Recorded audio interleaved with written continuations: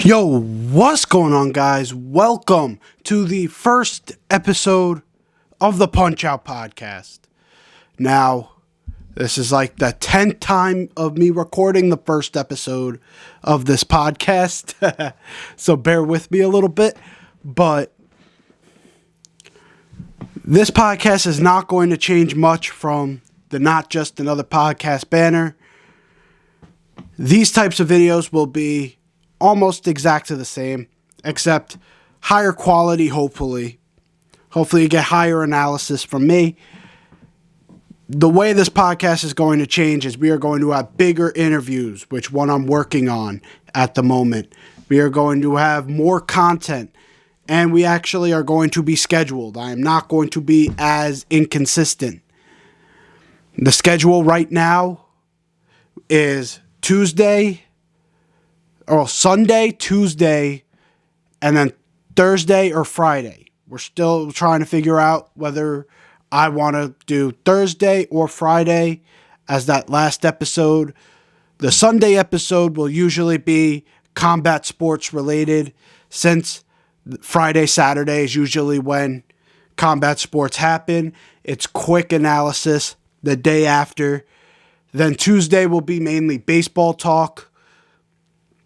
And then the Thursday or Friday episode will be whatever I want to talk about. If there's a fight that's coming up and I want to review, I talk about that. If there's more baseball news I didn't get to on Tuesday, I do that. That's sort of a miscellaneous episode. But today is Tuesday, obviously, which is mainly the baseball. And boy, has free agency gone crazy. So many signings, a few trades in here, a couple re-signings. So buckle up, because this is going to be a ride going through all of these players. For some of them, I'm going to group up since they went to the same team. So let's start off with one of the biggest surprises of this offseason. The Texas Rangers have been spending money. They have spent $500 million on their middle infield and now have probably the best middle infield in baseball. So the biggest signing they had, Corey Seeger. Probably number one or number two shortstop on the board. Number one or number two free agents overall on the board this offseason. This guy is the epitome of consistency. This guy has a career batting average of .297, a career OPS of .870, and this past year, he exceeded all those numbers. He had a .306 batting average with a .394 on-base percentage. Almost 40% of the time he gets on base. A .521 slugging, which comes out to a .915 OPS for the season. That's insane. That's like a guy who has an amazing streak. That's what those are the type of numbers you'll see. He was able to show some of his pop with 16 home runs, but I wanted him in Yankee Stadium, knowing that he's a lefty hitter. He does hit for average. He does get on base, and he's a lefty, which gives him the short porch. But he ends up going to Texas on a 10-year, $325 million deal. I love this signing for Texas. Texas is coming off of a season where they've won around 60 games, a little over 60 games. So to sign one of the best free agents, you're proving to your fan base that your objective is winning. And now they found their gem also in Adolis Garcia last season.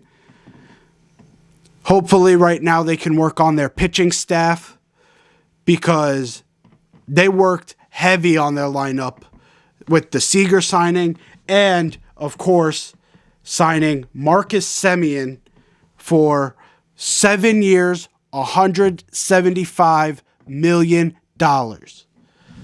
Marcus Simeon, looking at his career, he exceeded all of those numbers of his career this past season as well, having an 873 OPS with a 265 batting average, a 334 on base percentage with a 538 slugging. That's crazy, especially in that lineup in Toronto where Vladimir Guerrero Jr. stepped up and became almost the MVP. If there was no Shohei, he was MVP. You had Bo Bichette, who was balling out. And one thing he proved during his time in Toronto is that he could be the veteran presence on a team that can help lead the charge. Him and George Springer walked into that team in free agency, and people thought George Springer would be the main guy in Toronto. He was plagued with injuries all year. So Marcus Simeon went absolutely off. Again, I told you those numbers he had this year. But he also had a veteran leadership to him, which helped elevate guys like Bo Bichette to have a career year. You had a guy like Vladimir Guerrero Jr., who was a perennial MVP candidate. A lot of that has to be credited with Simeon's leadership. He sort of led the charge for this team. When he was on a roll and he was doing well, this team was on a roll, which there was not a lot of times where he was on a downswing. But when he was on a little bit of a downswing, the team would go with him. He sort of led the charge, and he led it beautifully, which is why that gamble he took last offseason, taking the 1-year deal and betting on himself, it worked out because he proved to people, one, he is an amazing player. Two, he proved he can deal with switching positions. He proved he's versatile. He was a second baseman his entire career, moved to shortstop for most of the season, and balled out. I don't think he won a Gold Glove, but he was still really good over there at short. And so he proved he's versatile.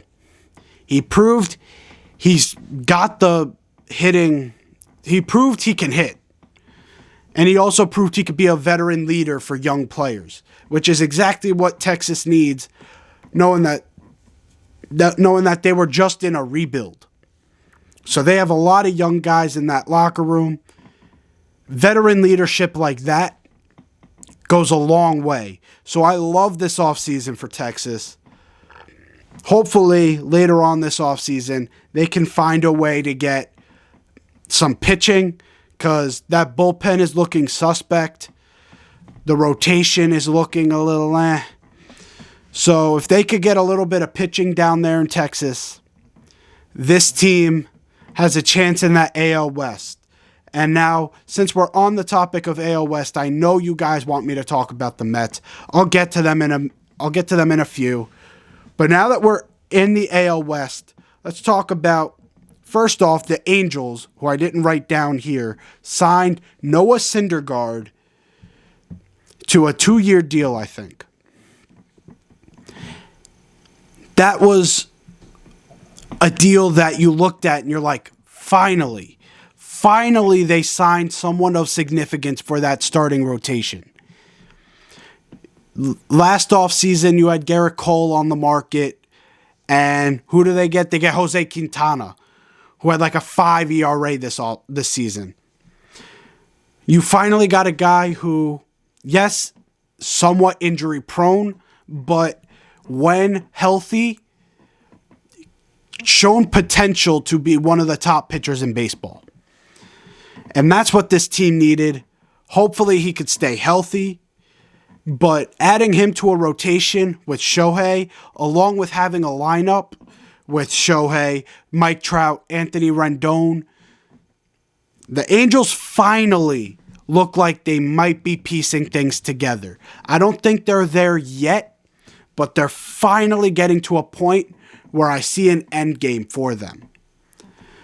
And then you got the Seattle Mariners, who, first off, signed the Cy Young winner in the AL, who beat out Garrett Cole this season.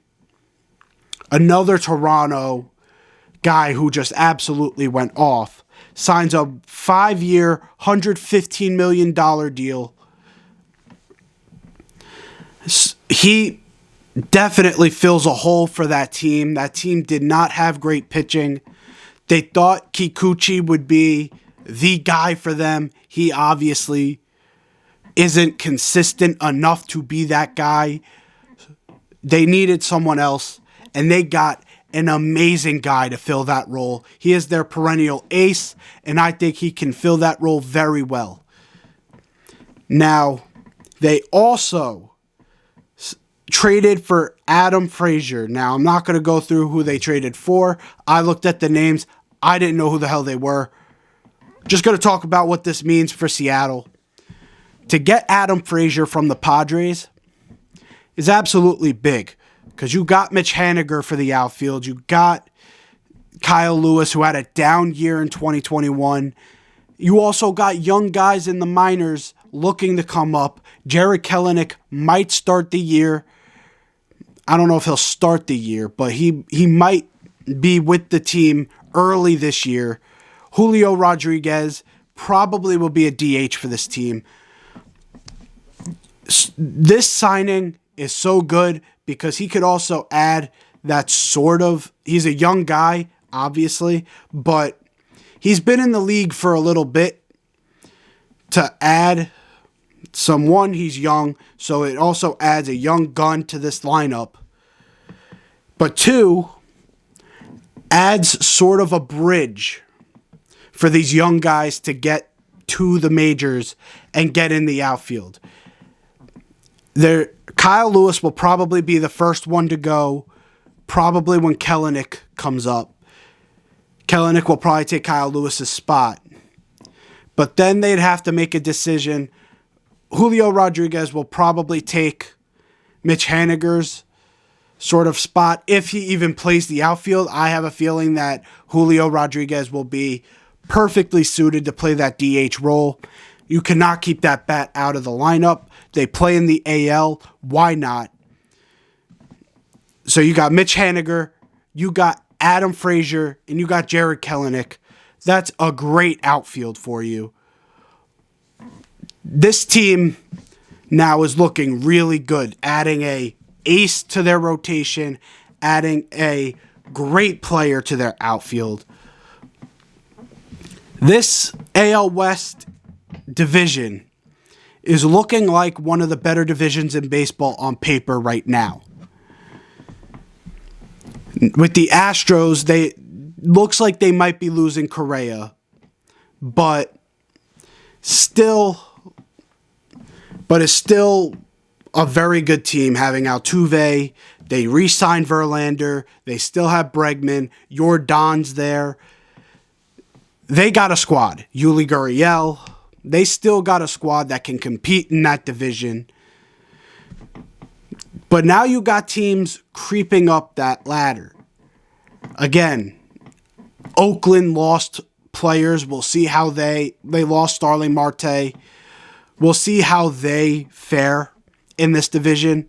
But you got the Angels, who I don't think are there yet, but they're improving. And if Mike Trout stays healthy, Shohei Ohtani stays healthy, this lineup is very potent and can compete on any given night. You got the Mariners now, who have an ace, who now have a possible amazing outfield. That Mariners team was this close to breaking their postseason-less streak. If you look at that team, they just got better. And they were this close to making the postseason. This season, it looks like they'll be competing for that top spot. And then you got Texas, who last season was not good. We'll say that. They traded away one of their best players in Joey Gallo. They were in a rebuild, but they're fast tracking that rebuild real quick. And this guy, the owner, who I forgot who it is, but he's putting his money where his mouth is. And signing Seeger, signing Simeon, if they could get one serviceable arm for that bullpen, and then get maybe a couple guys for the rotation, you've got a squad that can compete. So this is becoming a major race in the AL West. And I can't wait to see how it all unfolds. Now that we got all that out of the way, let's talk about the offseason everyone is talking about. The New York Mets, Steve Cohen, proving that he is willing to put his money where his mouth is, signing 3 players in one day, 3 absolute studs in one day, starting off with Starling Marte, who is a very consistent player across the board. Doesn't have much power, but can deliver power at times. But this past season, having a .310 batting average with an .841 OPS, this man gets hits, this man gets on base. He's also a really good outfielder. Has 2 Gold Gloves to his record. He is very consistently good across the board. He was probably their second biggest signing that they had in this last couple day stretch. Moving on from him, you got Eduardo Escobar. Oh, I forgot to bring up. Yeah. Starling Marte signed a deal for 4 years, $78 million. So didn't fully break the bank for him. But they did break the bank. We'll get to that. But next up, probably my favorite signing. I'm not saying it's the best. My favorite signing for them, Eduardo Escobar, who had 28 home runs last year, 786 OPS with a .314 on-base percentage. This man is offensively gifted. Love his upside offensively. And also proves that he is a versatile beast. You could play him at third. You could play him at short. You could play him at second. Hell, if you needed to, he could play the outfield. This man is just overall a versatile offensive beast. I love the way he plays. Again, that's my favorite player that they signed this offseason. He signed a deal for 2 years, $20 million. Again, very good contract for him, but we will get to that deal. First, you look at Mark Canha, who, before I forget, signed a 2-year, $26 million deal. Doesn't hit for high average, but gets on base a ton. This man, since 2019, has a better on-base percentage than Aaron Judge. That just proves to you he gets on base. Again, he's not the most consistent power hitter. He finds a way to get on base. He finds a way to produce. And also can play the outfield for you. He can play first base. Fills a hole that Michael Conforto is going to leave behind. He is not going to bring the same glove whatsoever as Michael Conforto, but brings a much better bat and brings all these guys offensively that they signed are really good holes that they're fixing and add spark to that lineup. And now, as I'm recording this, it looks like they're about to lose Baez. The deal is not fully confirmed with the Tigers, so I'm not really covering that too much. But if they could... Right now, they look like they have an infield of Francisco Lindor, Eduardo Escobar, and Pete Alonso. I don't know who's going to play second for them. It could be Escobar. I don't know who would play third for them at that point. But right now, this team is looking really good offensively. So that was one day. In one day, they signed all three of these guys to really good, manageable contracts. And now that came into play because Max Scherzer signs a 3-year, $130 million deal. That is $43 million a year for Max Scherzer. He deserves that contract. He is a top 5 pitcher in all of baseball. A lot of people would say top 3. That's how good this guy is. He proved he can pitch under pressure in 2019. He's just overall a beast. I don't even need to talk about his stats because the way he plays says his reputation speaks for itself. Just a great offseason for the Mets. Adding a starter for Jacob deGrom to work as a 1-2 tandem with. And now adding offensive weapons that hopefully can help deGrom in close games, maybe score a couple runs for Jacob deGrom. That would be nice for the Mets. But amazing offseason. If they can find a way to figure out what they're doing with the last middle infield spot or the last infield spot, they can find a way to get one of these guys off the board and just say, fuck the luxury tax. We're just going to go all in on this team and sign someone, then they could be World Series favorites. At this moment, you're looking at that division and you're like, right now with the signings they had, they are at the very least the best team in that division. At the very least. Now that the Dodgers have lost Scherzer and Seeger today, you've got just the NL not doing much in free agency.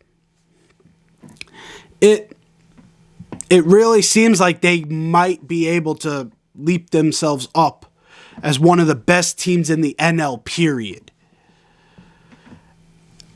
So, great offseason for them so far. Great couple days for them.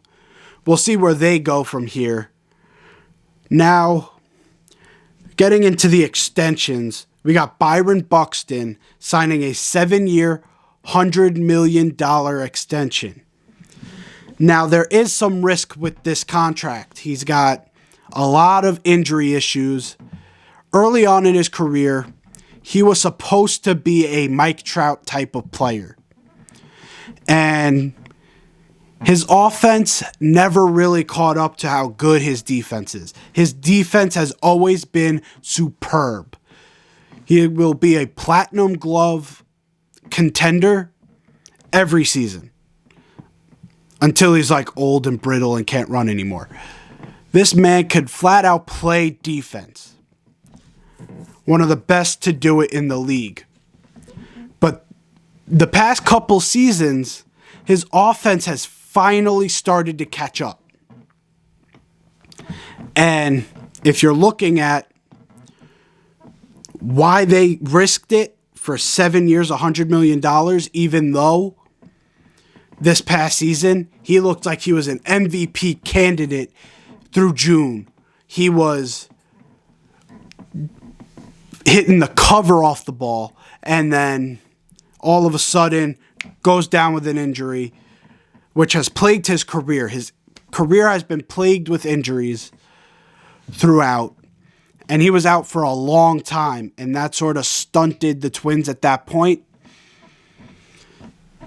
They took this risk, and I like that they took this risk. As long as they could keep this guy healthy, he is a top 3 center fielder in baseball. Obviously, not going to pass Mike Trout.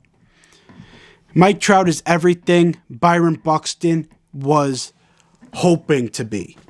He's not there, but he's looking like a little worse version of what that potential was, which is still really good. So good for the Twins getting that 100 mil, giving him the 100 mil, taking that risk. And now for the second extension, you got Wander Franco of the Tampa Bay Rays signing a 12-year deal. Now, I did not write this deal down. I got to look it up again.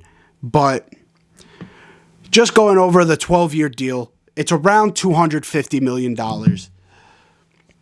This is a perfect deal for the Tampa Bay Rays, knowing that Wander Franco has all the potential in the world at that shortstop position. And by when the deal is done, it looks like he'll still be in his prime. And if he lives up to said potential, he will be getting a lot more than what was brought up here. All right, I think I got the contract situation wrong.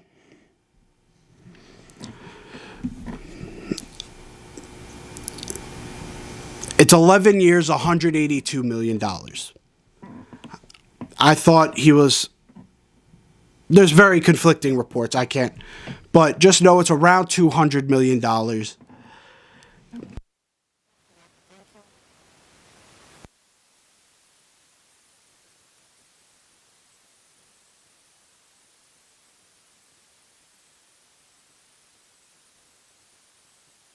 million. That's the potential that Wander has. And for the Rays, they're getting 12 years out of this guy. Especially if he lives up to that potential, he will be a menace in that AL East, which really freaks me out. It scares me, but he'll be a menace in that AL East, which is where they need him the most, for years and years to come. And the way his potential looks, I can't wait to see it. You can't really look at stats right now. He's just a rookie. Or he was just a rookie last year. But the potential's through the roof. Contract is much deserving based on said potential. Now it's all up to him. But with that being said, we went through all the major signings. Hopefully you guys enjoyed. If you did, leave a like down below. If you're new here, hit that sub button. Every like on this video is a prayer for the Yankees to finally do something this offseason. And now look, once I post this video, we're going to have signed like 5 players, and this is going to look stupid. But at the time right now, they look like they're just sitting on their ass, not doing anything. So 1 like equals 1 prayer for the Yankees to finally do something this offseason. Merch will be coming soon. Hopefully you're here to stick with me on this ride with the Punch Out podcast, and I will be back on Thursday or Friday to cover whatever. So I'm out of here. Peace.